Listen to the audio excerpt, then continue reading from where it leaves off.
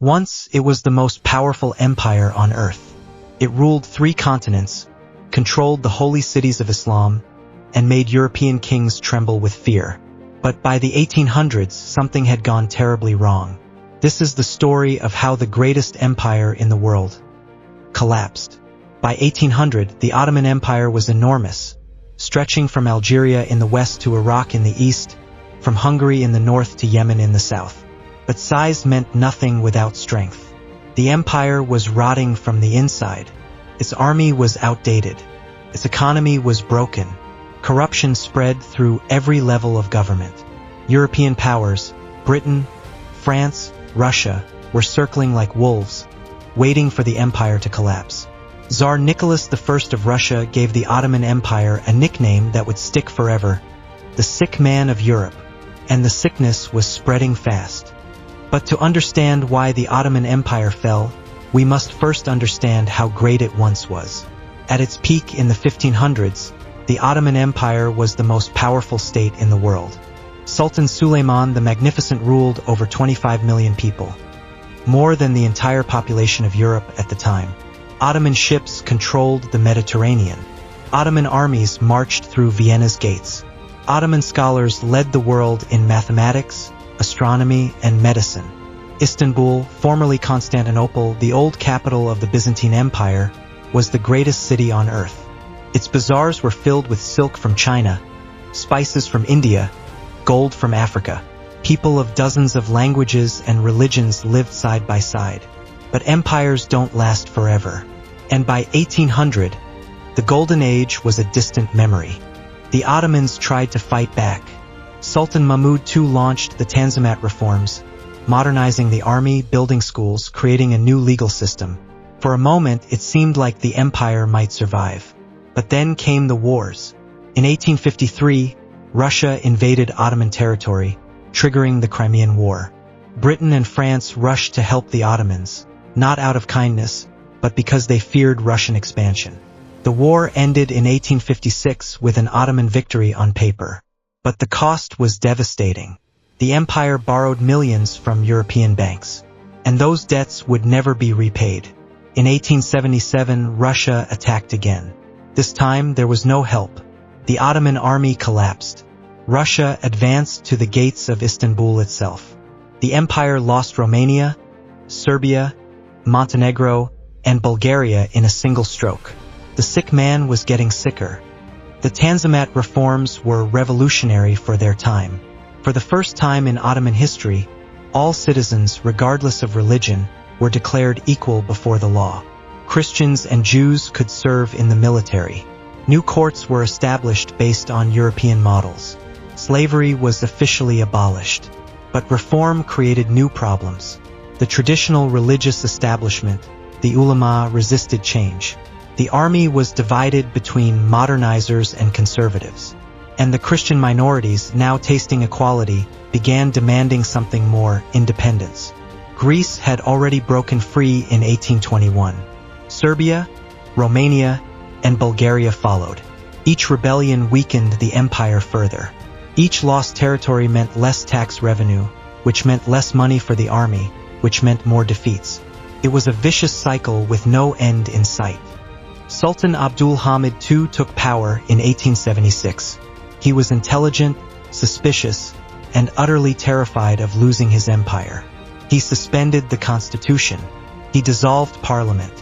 He built a vast network of spies who reported on everyone, even his own ministers. Letters were opened. Newspapers were censored. Anyone who criticized the Sultan disappeared. But Abdul Hamid also modernized. He built thousands of kilometers of railways and telegraph lines. He created new schools and hospitals. He used Islam as a tool, positioning himself as the caliph, the leader of all Muslims worldwide. It wasn't enough. In 1908, a group of young military officers called the Young Turks launched a revolution. They forced Abdul Hamid to restore the constitution. The old sultan, the paranoid spider at the center of his web, had lost. 1 year later, they sent him into exile. Sultan Abdulhamid's reign was a paradox. On one hand, he was a modernizer who built more railways than any sultan before him. The Hijaz Railway connected Istanbul to Medina. A journey that once took months now took days. New universities opened. The telegraph connected every corner of the empire. On the other hand, Abdul Hamid was consumed by paranoia. He rarely left his palace. He trusted no one. When European diplomats came to visit, he checked their chairs for hidden bombs. He kept a loaded pistol under his pillow. His secret police, the Yildiz, monitored everyone. Even the word assassination was banned from newspapers. Books were censored. Foreign ideas were dangerous. And yet, the ideas kept coming. Young Ottoman students studying in Paris and London came back with dangerous words: liberty, equality, constitution. They formed secret societies. They met in basements and cafes. They called themselves the Committee of Union and Progress. History would know them as the Young Two. The Young Turks promised a new Ottoman Empire, modern, constitutional, equal for all. Muslims, Christians, Jews, everyone would be citizens together. But the promises didn't last. In 1911, Italy invaded Ottoman Libya. In 1912, the Balkan states, Greece, Bulgaria, Serbia, Montenegro, attacked together. In just months, the Ottoman Empire lost almost all of its European territory. Centuries of conquest, gone in a single year. The Young Turks grew desperate and radical. Their dream of a multicultural empire faded. In its place grew a dangerous new idea, Turkey for the Turks. And then, in 1914, a Serbian student shot Archduke Franz Ferdinand in Sarajevo. The world went to war, and the Ottomans made the worst decision in their history. They joined Germany. The Balkan Wars of 1912 and 1913 were a catastrophe unlike anything the Ottomans had experienced in centuries.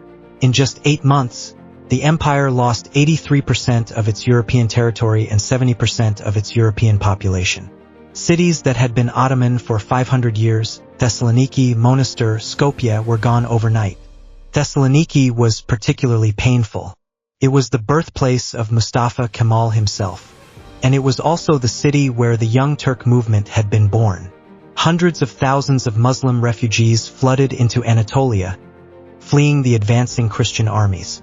They arrived with nothing, traumatized, angry, desperate. These refugees would form the backbone of Turkish nationalism. Their anger would fuel the darkest chapter in Ottoman history. The First World War was a catastrophe for the Ottoman Empire. On every front, they struggled. The British attacked from Egypt. The Russians attacked from the east. An Arab revolt, encouraged by Britain, erupted in the heart of the empire. And then came the darkest chapter. In 1915, the Ottoman government ordered the deportation of Armenians, Christian minorities living in eastern Anatolia. What followed was one of the first genocides of the 20th century. Hundreds of thousands of Armenians were killed, marched into the desert, shot, starved. Estimates range from 600,000 to 1.5 million dead. By 1918, the war was over. Germany had lost, and the Ottoman Empire had lost everything with it. British and French forces occupied Istanbul. The Sultan became a puppet. The empire that had lasted 600 years was finished. Or was it? The decision to join World War I on Germany's side was made by just 3 men, the so-called 3 pashas who controlled the Ottoman government: Enver, Talat, and Cemal. Enver Pasha was the most dangerous. Young, ambitious, and utterly reckless, he dreamed of a new empire stretching from Istanbul to Central Asia, a pan-Turkic superstate that would unite all Turkic peoples under Ottoman rule. In the winter of 1914, he personally led an army of 90,000 men into the mountains of eastern Anatolia to attack Russia. It was January. There was no proper winter clothing, no adequate food supplies. Within weeks, 70,000 Ottoman soldiers were dead, most of them frozen to death in the snow. It was the worst military disaster in Ottoman history, and it was just the beginning. In the ruins of the empire, one man refused to give up.